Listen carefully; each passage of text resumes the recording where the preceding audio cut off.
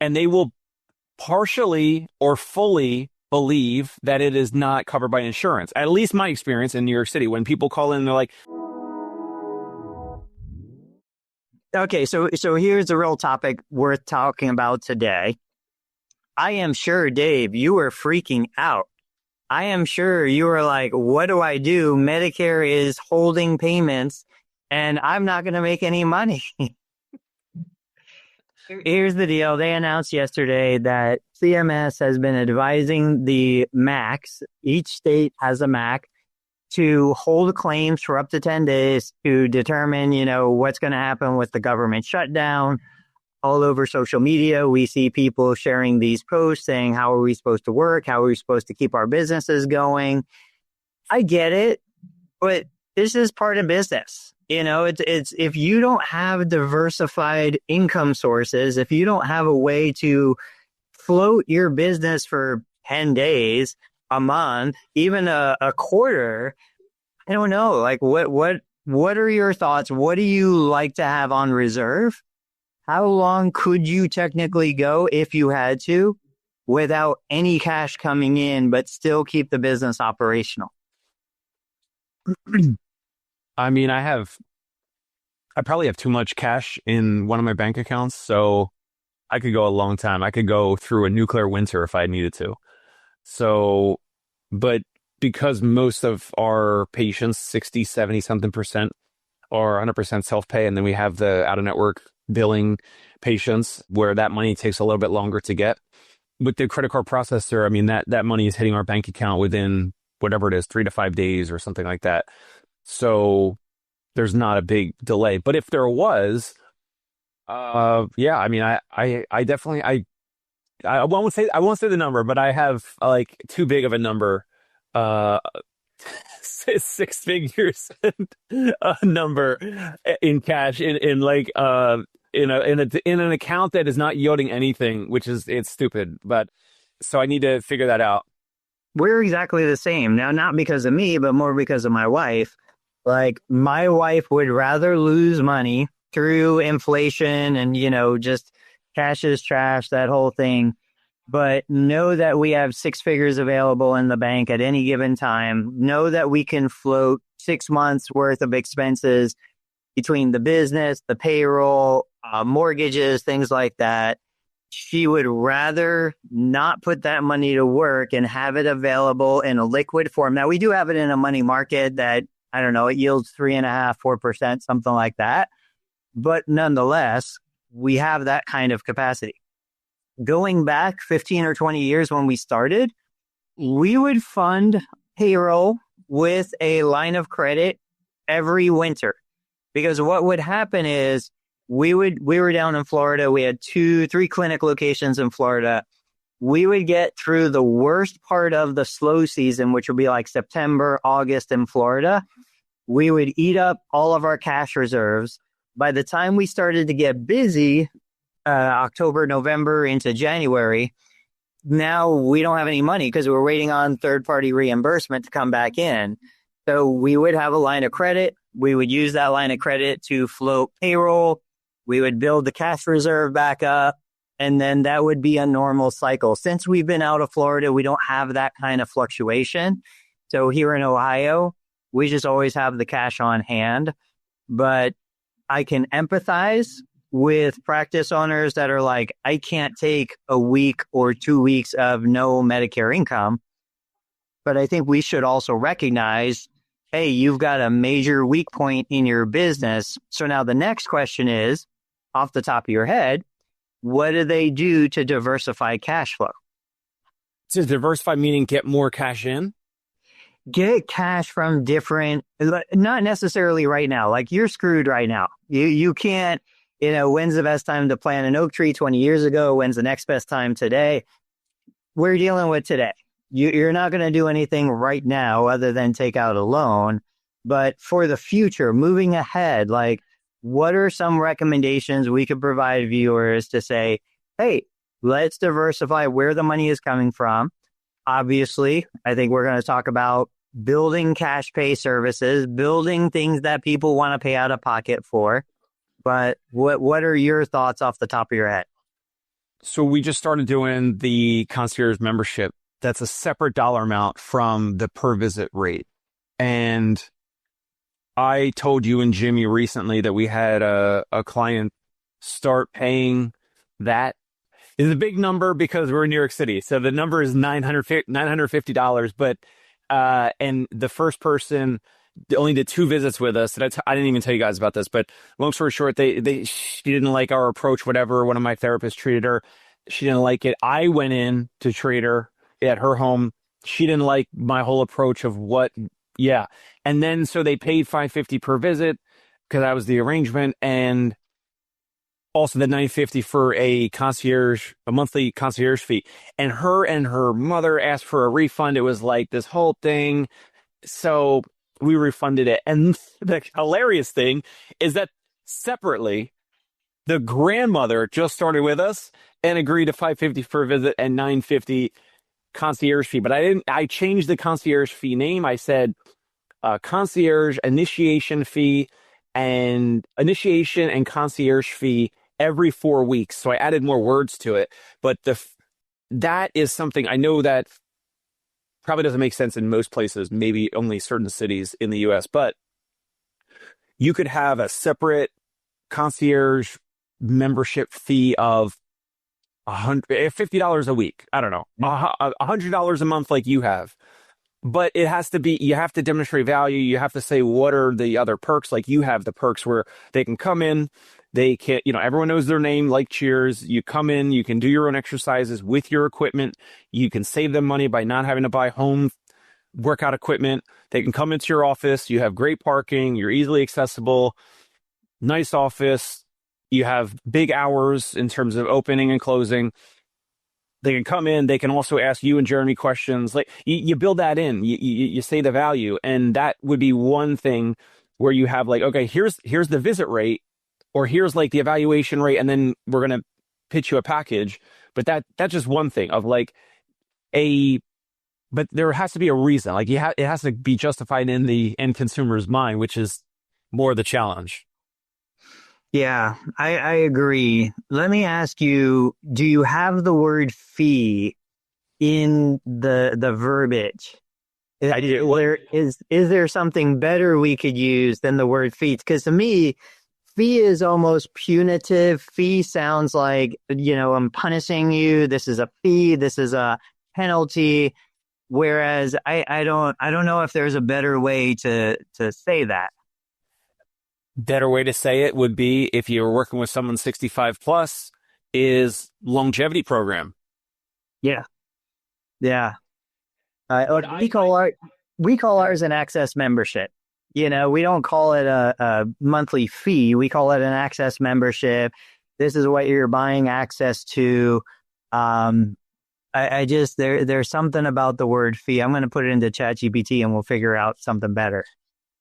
So that would be one. I think we've talked about it a bunch, but making specific programs, for us, it's the Breakthrough Parkinson's program.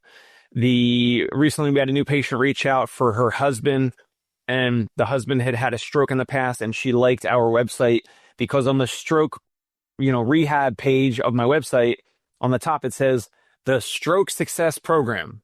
Yeah. But here's the thing. If you're new to the show, if you're new to me, I train my therapist on like all the soft skills and all the components of home visits or the one-on-one in the office or whatever it is, but I don't tell them what to do with treatment. I might say, they're looking for like a LSVT big style, rotations, big movements, whatever, but usually it's just like they need help with gait, balance, walking, or function or strength or whatever it is, and they go and do their own thing. I don't change what the clinician is actually going to do, but the patient doesn't know that. The family doesn't know that. I'm not doing anything different. I'm just putting the wrapping paper on the program instead of saying, yeah, it's stroke physical therapy. Yeah, we do physical therapy for people with stroke. That's what most people do. That's what we're kind of just taught. Like that was just like, I guess that's what we'll do across the entire country for the whole industry forever. So we, as we talked about that before on the show, when you put a name to it, not always, but oftentimes people will call in and they will partially or fully believe that it is not covered by insurance. At least my experience in New York City, when people call in, they're like, "Hey, can I get some more information on the Parkinson's breakthrough program?" It's, it sounds like it doesn't say specifically on my website, I don't think on those pages, but I don't think it says it's not covered by insurance or anything like that, because we want to have some, top of the funnel leads call in and inquire. But the wording is important. So whether the wording on your website, the wording on your social media post, the wording of what you're actually telling your current patients or clients over the phone or in person, how you phrase things, how you present things can actually open doors or close doors in terms of getting some of this cash into your practice by having the end consumer pony up some of this money because of this potential government slowdown and Medicare holding payments and all that, which was going back to your initial question. Yeah, and I remember thinking this. My kids are getting into golf. They love golf right now. So they were like, "Hey, can we join, the golf course or golf club or whatever?"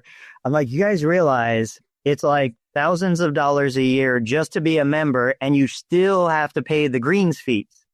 So, and I went into ChatGPT and I said, "I don't like fee. How do I change the name?" And most of the stuff was like, you add membership, plan, program, club, those things to it.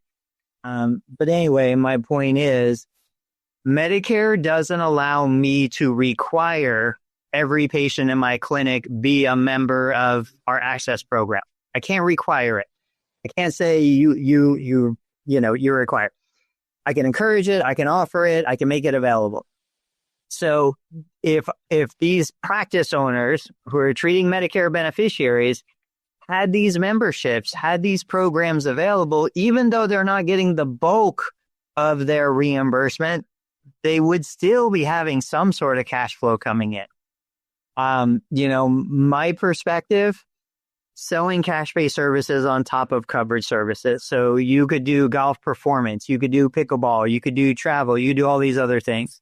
That's an opportunity to leverage self-pay, cash in hand immediately while you wait for the Medicare covered services to get paid. Memberships, like you mentioned. But then even just take them out of the house. I've been talking to a lot of therapists, and you and I have talked about this, where it's like, okay, Medicare covers services in the home, Medicare covers services in a clinic that's part of your Medicare contract.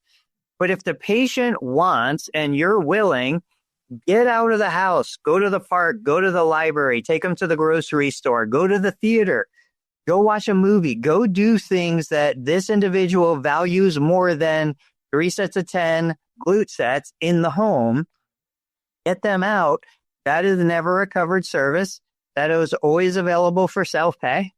And, it's one of those things where a lot of this comes to the way you present it. Even if you've been working with this patient in the home for 12 visits, now you realize, holy shnikes, I might not get paid for the next 2 weeks. I need money. You could be like, "Hey, John, you've been doing amazing. I think it's time to advance. If you want, we can go out to the bowling alley. I've got a bowler coming in a little bit. We can go out to the bowling alley. We can bowl a few rounds. Unfortunately, Medicare doesn't pay for that. So it would be $250 plus the cost of bowling. I'll cover the cost of the bowling. But if you want to do that, I just want you to know it's available this Tuesday at 10 a.m. And just give them a shot. Hey, you want to go fishing down at the lake? Like, I'll take you down there. We'll get everything set up. It's not a covered service under Medicare, but I think it'd be a great opportunity to put to use all of the functional improvement we've made in your house. We can only do so much in your house. And the reason why we're doing it is so that you can get the heck out of the house, but understand that this is a self-pay service. Like literally in a day, you could start generating hundreds of dollars of cash flow to make up for what is going to sit in the CMS bank account. I love the example of return to the restaurant, the return to the restaurant program. Let's say, so in New York City, it's different because we could take, an older client and kind of walk across the street, downstairs, around the corner, and there's a restaurant. If there's a therapist in Ohio, let's say the patient, they signed a release, if there was a mobile therapist or even a brick and mortar therapist that wanted to pitch this, would they potentially have helped the Medicare beneficiary? I want to frame the whole scenario. Medicare-based physical therapist, how much time would it take to get the Medicare beneficiary? So they sign all the paperwork. They're going to drive the Medicare beneficiary to the local restaurant. They're going to go in maybe at 10 or 11 a.m. before the lunch rush, or maybe at 3 p.m. before the dinner crowd, to practice going in safely and smoothly into a restaurant, navigate the tables and chairs and all that, get back into their favorite restaurant when it's not crowded. So drive the Medicare beneficiary to the restaurant, walk them into the place, maybe have a meal, a partial meal, whatever. Patient's going to pay the full bill. You walk the Medicare beneficiary back to the car, drive them back to their home. How many minutes or how much time do you think that would take just for that one scenario? Every area, obviously, in Ohio is going to be different. There's more rural areas, more urban areas. Here where I am, we're kind of in the middle. Not totally rural, not totally urban. But realistically, I can get anywhere in the town in about 15 minutes, 12 to 15 minutes. So if we want to go to the highest level of assistance, we say, okay, I'm going to go pick up John, a fictitious patient. I'll leave here at 10 a.m. I'll be at John's house at 10:15. The session starts right then and there. We get John ready. We get him out of the house. We head over to, Clubhouse Bar and Grill, which is literally across the street from my clinic. We have lunch. We go back to John's house. I think realistic would be about 2 hours of time by the time I then get back to my clinic. If I was a mobile therapist, and then I would just go to the next place and do the next thing. So I would say reasonable without rushing 2 hours. You could probably do it in and out, and that's where I can't imagine, even in this location, blue collar, steel mill town, $250 to $500 minimum for that level of service. And in between would be like, perfect example, my wife is at her mom's house. She spent the night at grandma's house. She's going to bring grandma down to our house later today. That could be a patient who has a family member who the three of us are going to do it. We would just meet at the clubhouse. So now instead of me going to get the patient, I say, hey, get your adult daughter. Let's meet at clubhouse. We meet in the parking lot. I help with the transfers. I help getting into the restaurant. We choose a table or a booth. Like, we go and navigate the whole thing.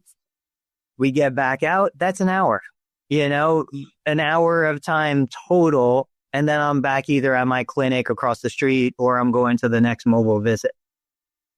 All right. I love it. So the reason why I was asking for, I'm hearing a little reverb or echo. The reason why I was asking about the whole time frame is because you could pitch that as, and it builds in how much time you have margin based off of your whole time that it takes for you to go and you pick up the Medicare beneficiary and you have a short lunch or, some type of lunch and then dropping them back off. Now, with the patients that you've seen in your clinic over the years, if this was an actual program, that return to restaurant program, what would be, because I think a one-off is good, but I think like at least 2 or 3 or, the more the better, but maybe it's 3 times. Maybe I would say at least 2 times because you got to practice that whole scenario so that they do not get embarrassed in front of their friends, their neighbors, their colleagues. If they want to talk business, they want to meet at the restaurant that's at the country club and have food there, whatever it is. So I would say at least maybe 3 times would be great.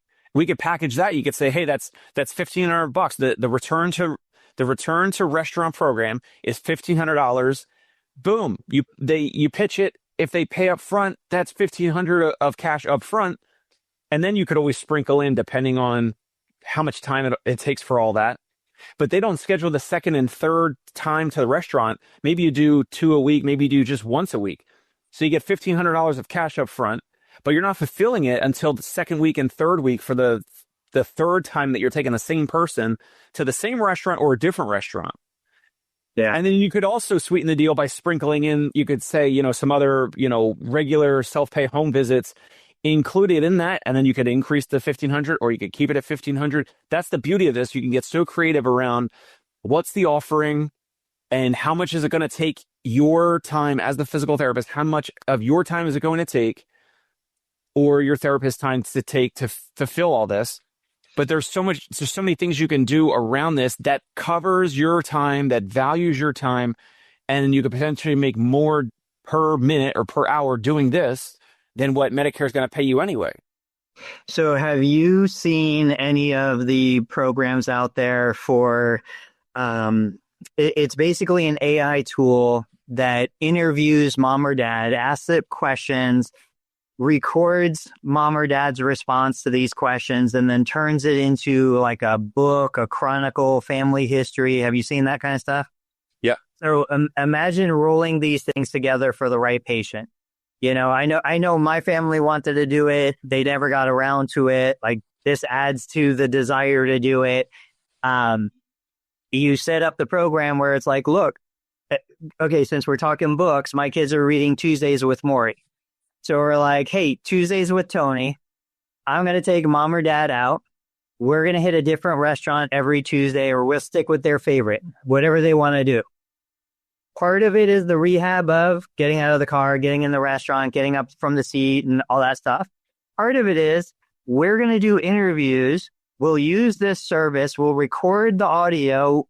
By the end of this 12-week program, you're going to have a family chronicle that's going to live in perpetuity for future generations. It'll have the audio of grandma talking. It'll have the text so that they can read it. Like, these are things that are important to families. They want to preserve that. And geez, now the weirdest thing is you could actually create an AI grandma so that 10 years from now, when future generations are old enough, like, they could literally ask the AI grandma questions and she could answer them in real time, like weird stuff. But that's another layer on top of this that says, hey, we need 12 weeks to get the entire thing done. So the 12-week package costs this much. This is what you get. This is the final result. These are things that people want. These are things that people are paying thousands of dollars for right now. And the added bonus is, you also get a little physical therapy with it.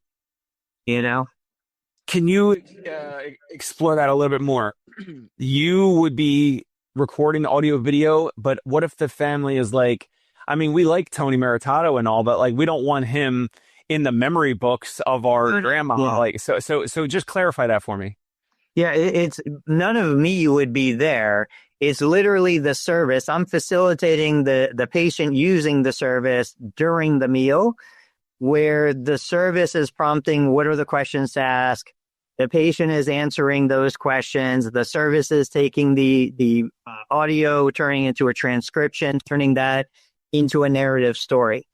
My favorite books are the books we have, either photo books or story books, from when our kids were from born to like 2 or 3 years old. Like, I go back to those books better than photo albums, and I flip through them and they're amazing. Like, it chokes me up when I see them. That's what we would be creating during these interactions, but it has nothing to do with me. I have no influence on it. I'm just the facilitator. Gotcha. Well, I love it. I love the idea. And you would charge approximately what for that? What were you thinking? I don't know. I'm terrible with this stuff. So whatever's on your mind, then 2x. I mean, here's the thing. You got to look at this and you say, okay, let's say it's a 12-week program, right? 12 individual visits, which would be a typical plan of care. What is a resource, a final product like that worth? I mean, it's got to be worth $5,000 to $10,000. Just the book itself, the narrative story, the history of the family, what grandma, what her life was like growing up, and what her life was like when your mom or dad was born, and what it's like for her to see grandkids coming into the family. Like, that by itself is worth so much. And then your time on top of it, it's got to be like a $10,000 to $12,000 program realistically. But I don't know. I haven't looked into it enough to really know how much it would be. but it's definitely not priced on how much it costs. It's priced on how much it's worth. This is the beauty of this particular scenario is like we talk about people will pay for the like the emotional or memory components of life, of like experiences and all and events and things like that. So I had 5K in my head, and then you said 5 to 10K.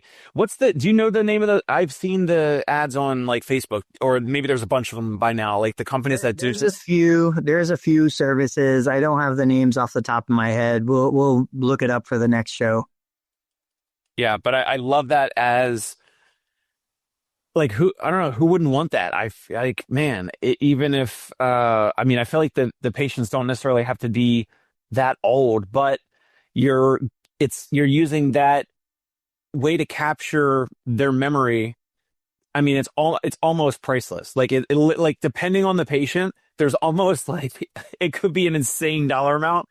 And then you only go there 12 times to help them with this, to set it up, and you're out of the way or whatever. But you laid out the plan, like the margin of your 12 times interacting and completing this program with your patient or client, it could be the margin per each of those 12 times could be insane. And like you said, the added advantage for the problem at hand, is there's an interruption in cash flow right now.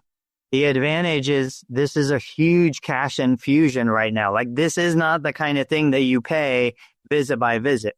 This is the kind of thing that you put on a credit card or you write a check and you pay right now. And so now you have that money in your bank account that you can use to cover expenses while Medicare is holding payments for an undisclosed amount of time. Looks like Storykeeper is one of them, as well as Remento, the recordable book buddy on Amazon. So there's so many of these. How would you, maybe the next episode we can go into it, but how would you pick one, or why would you pick one and then take the next step of testing this? I feel like you could almost like pre-sell this before even buying any of these I guess like recordable books, or maybe would you do your own audio, or you would just use the service, the book that can record speech and make sure you're in a room that's like doesn't have a lot of background noise so that you get the best audio quality? Like, how would you navigate some of that stuff? So, now that we're talking, since we're going to go down this, I remember there was a book, a regular book, story, illustrations, words, that had a audio recording on the side of the book. I don't know if you guys have gotten one of these yet. And so literally grandma and grandpa push the button, read the story, and their words are recorded so that when my kids couldn't read, they were still small enough, they would then push the button and hear grandma, grandpa's voice reading the story to them. And these were classic stories, like nothing original. This was a story that had been around for hundreds of years. There's so many things here. We don't have to go to restaurants, right? You just mentioned, loud, noisy environments. Okay, so do it in the clinic. Why are we not right now doing this? Why is this not something that I get so many little old ladies, 70, 80, 90-year-old little old ladies that don't want to lift weights. They don't have any interest in exercise. They don't want to do any of the stuff that I believe that they need to do. My mother-in-law being one of them.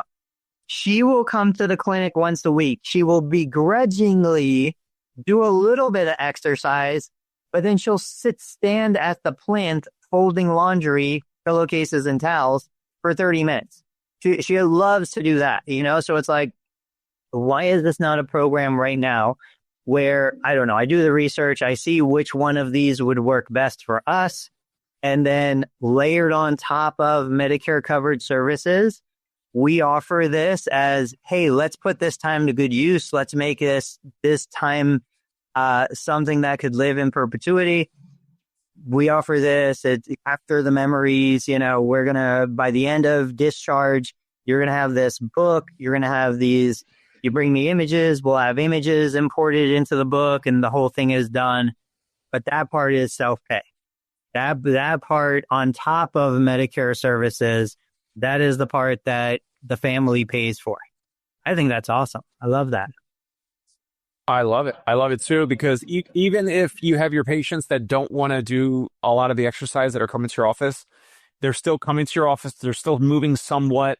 Yeah. They're still, to even record this type of stuff, arguably, they're still working on breath work and maybe posture and all that. So like there are some ways to kind of use our physical therapy brain like usual to make this type of thing happen. And makes a ton of sense. I mean, super creative. I love it. All right. No downside. I don't see any downside of this. I agree. We'll do the research on our end for anybody watching, and then we'll see if we can come up with something about it. To pivot topics just a little bit, I do have to get off at 9:15. Okay. Well, then let's do parting shots right now. We hit a great topic. We got all the information. What's the parting shot? Yeah, for me, parting shot, just continuing to be creative. I mean, you help immensely, whether it's on these shows, if it's your post online, but this type of thing, I entered this show. I've seen this service before. Never thought I would have ever connected this type of a product that I'm looking at, where you can have your mother or father or your grandmother or grandfather reading a book and using that as a way to kind of package what we do. And then the restaurant thing, like we kind of do that already, but we don't package it well enough in like, literally in a way to charge more money up front to then subsidize this example of like Medicare not paying practices or holding money and all that. So just continue to be creative, test things with your current patients, pitch them, pre-sale it, like pitch them an idea. And then if someone says yes, then you scramble and you build it and you figure out all the ways to fulfill it and over deliver. And if they say no, who cares? Then it's not wanted, and that's okay. Yeah. My thing is, best time to plant the tree 20 years ago.